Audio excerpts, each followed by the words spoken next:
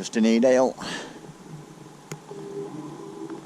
Managed to just squeeze onto that little lay-by Pickle Park Street. We might get more cars on there. But out again, first time in a month. So it's just me and Tinley out today. I'm just parked up in at the bottom of Edale. And the plan is it's about 7.5 miles roughly the route we're taking.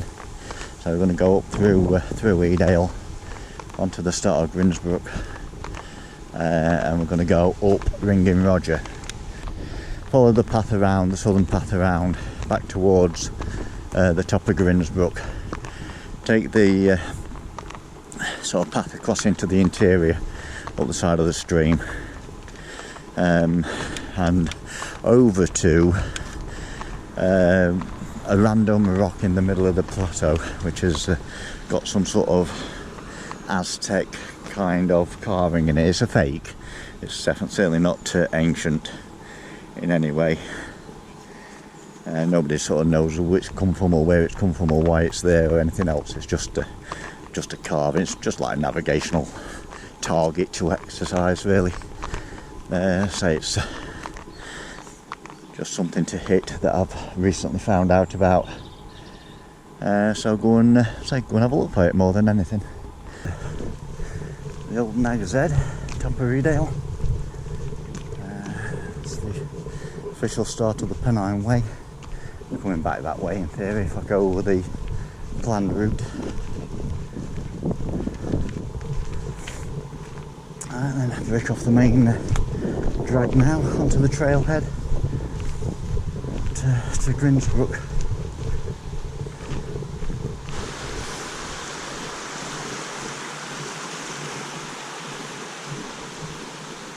Not too bad actually at the minute. Quite deceptively warm.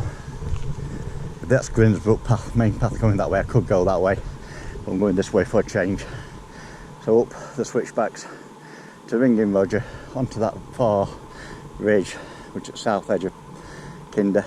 Follow that along, back to the top of Grindsbrook, past the Wellington wreck, which is just a small debris pool I can see from over the top of the cliff edge. I'll pick that up as I go.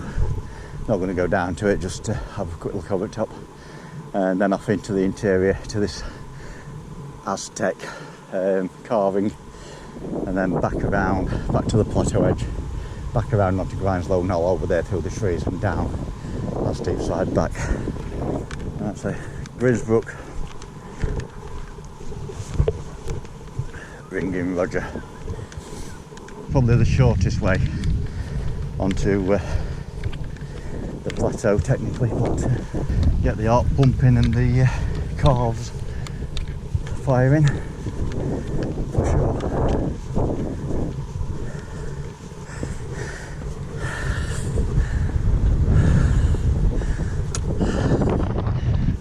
Onto the first switchback. Which way are you going, Doug? From this side, I mean.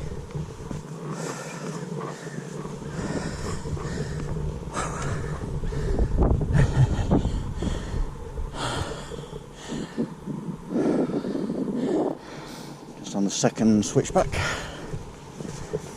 This is a bit longer but a bit more gradual than the first one, which is quite short but steep. So the plan is to get at least to the next corner before admiring the view. Nothing to do with resting and getting my breath back. Just admiring the view. Right.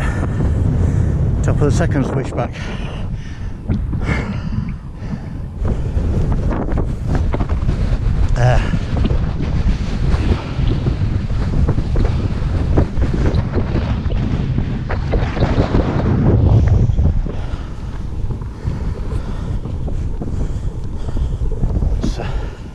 Ringing Roger. Just up there, just outcrop, which will come more into view in about 100 metres. I just get round this corner, but it's sort of relatively level now for a minute.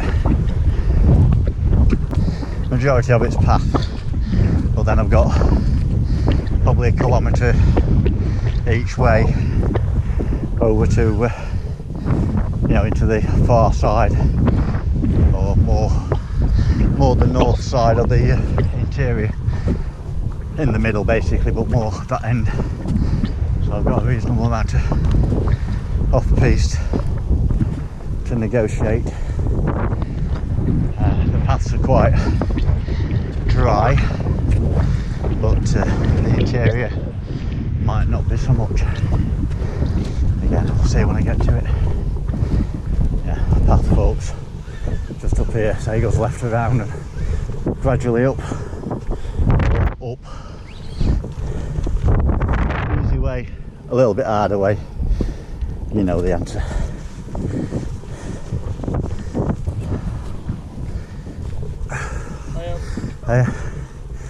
You know there's a path outside, don't you? All this gear we've brought up.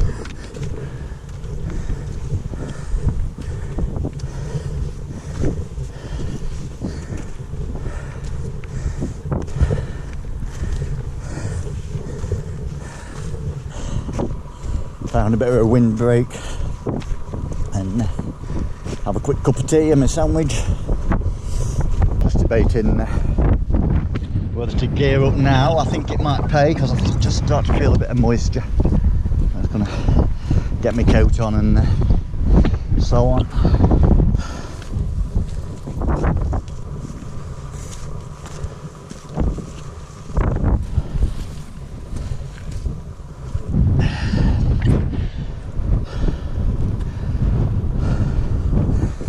Ringing Roger Ward just left. A little bit brighter over there. Not so much where I'm going, of course, as always the way.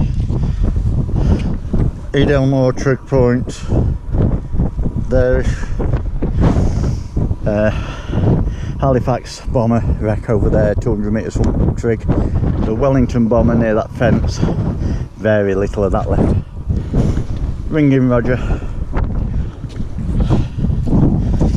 And now say along the south path, heading west over towards Grindsbrook. I've got cut into the plateau to my right, about a mile from where I am now. So I'm going to go over to towards Grindsbrook, follow the sort of more conventional path into the interior, get relatively close as I can, and then vector off to the carving is the plan. I found a memorial plaque on the south side of Ringing Roger for a guy, Chris, who I presume passed away. And just down here in these rocks, very discreet and out of the way, there's a little plaque under there saying kneel. Doesn't give any more information, just kneel. But I've got my bag on and everything, so I'm not climbing down to. There's another plaque on side of the rock up here a little bit, which is commemorating the Wellington bomber that came down. But that's obviously there for that reason. That's 3 on here, at least. Now some others discreetly dotted about, which I'm not aware of at this time. This is where you get down to Wellington. Just side of this rock outcrop there's a K and an AV scratched into the side of the rock. What do you do? Just scramble. Just down climb side of this, say there's a K in the rock there, I don't know if you can see that. But that's Grindsbrook below us, just before you get to the actual scramble of Grindsbrook. So when you come down there's a fence line and it's the rock outcrop straight above the gate and the fence. So you get that K, scramble down the side and you can actually see the very little that's left of the debris over the top, which is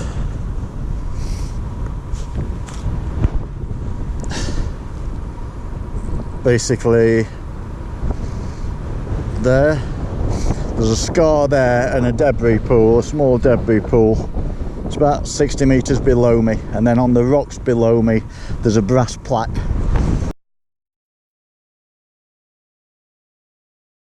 commemorating the crew, which I can't remember the details of at the minute. I think they might have been Polish, I'm not sure, can't remember without looking. Well, that's the Wellington anyway, so just downside the side of here and just petrol your way down the header to that scar and a little debris pool, and that is all that's left of that.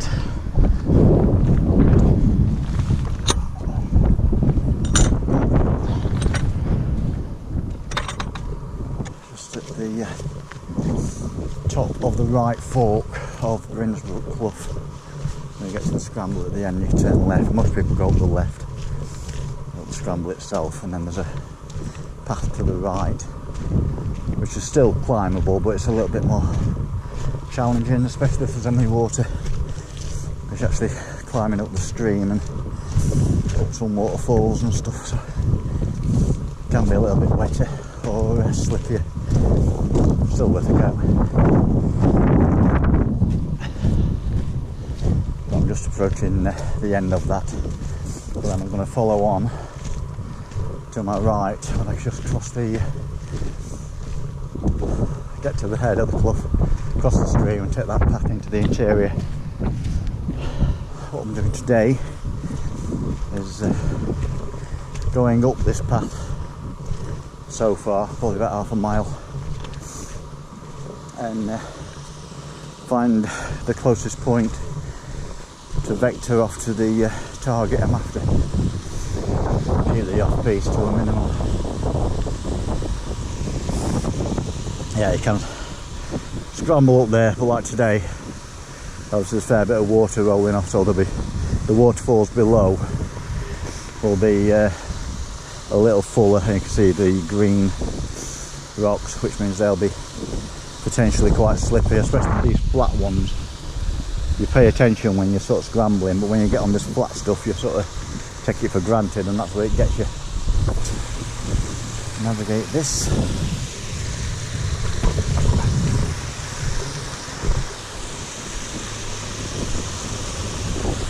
Come on, Timmy.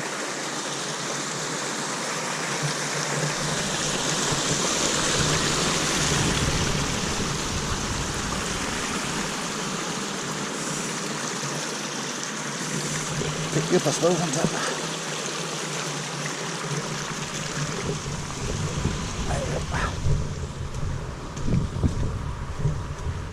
That's the ruin of an old shooting cabin up here as well.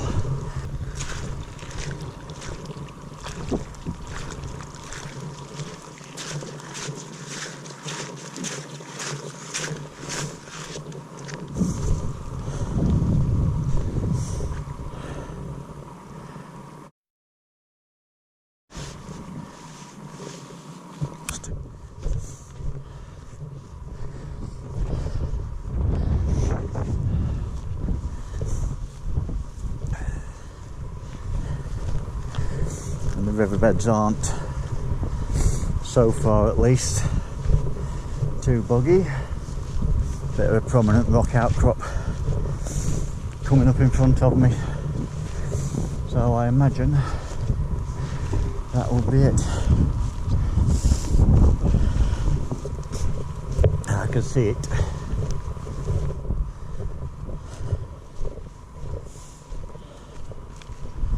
So randomly, the Aztecs come to Derbyshire. Or just somebody with a chisel for some unknown reason.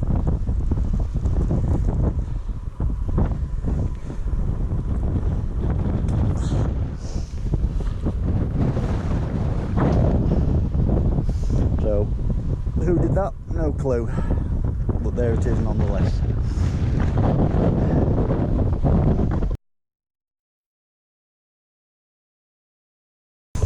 Right, shouldn't be far from the path now, just following down this bit of a stream bed, which will either make it easier or a lot nastier. So far easier, just got to watch your footing.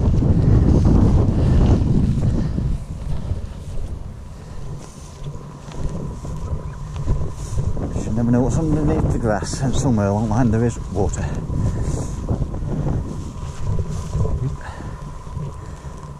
Certainly there.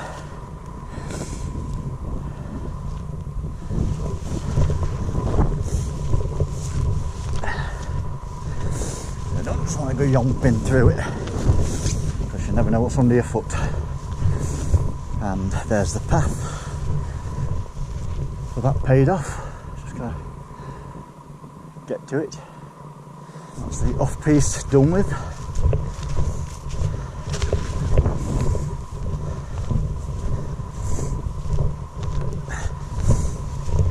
Oh yeah.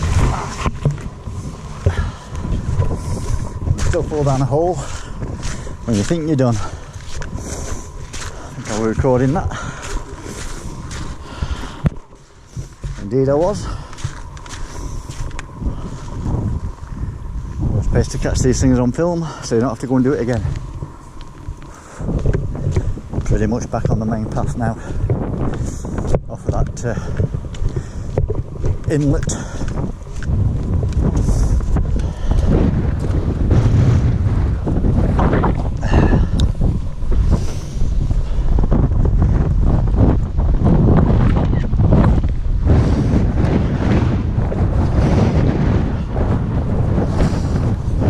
High path or the low path. Just coming up to Grindslow Knoll. That just cuts round and tells me where I'm going on the low path. But obviously, have to go up to the summit cairn. Grindslow Knoll.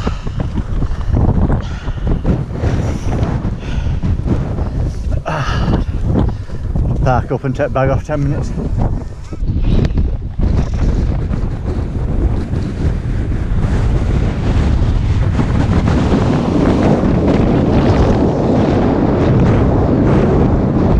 little bit blowy up here now. Up on top of Grindslow Knoll now, just on my descent back down into Edale. But started off in Edale down there, came up through the woods, and up them switchbacks, which is the nab, onto Ringing Roger and my dinner over there. Come along this south path, just had a quick look over the edge at the Wellington bomber on there. Came along, took up that path into the interior and then off the piste about half a mile to pick up the Aztec carving, and back to the south side, back along here onto Grindslow Knoll where I am now, just on the summit. So just about to drop down now. Steep descent takes me all the way down here and drops me straight back into the beginning of the Pennine Way and down into Edale village and then back to the car. Oh, just down here at the end of this plateau is the Hayford wreck just before you drop down. Broadley Tor, which is a very steep carve burner to come up. Still on the descent off of Grindslow Knoll, which is up there basically.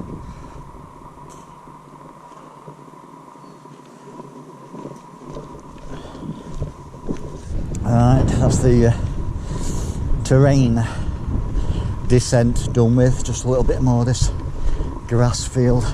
Right, the Pennine Way. Decision of decisions. Kirk Yetholm, 269 miles that away. Edale, half a mile this way. I'll go this one.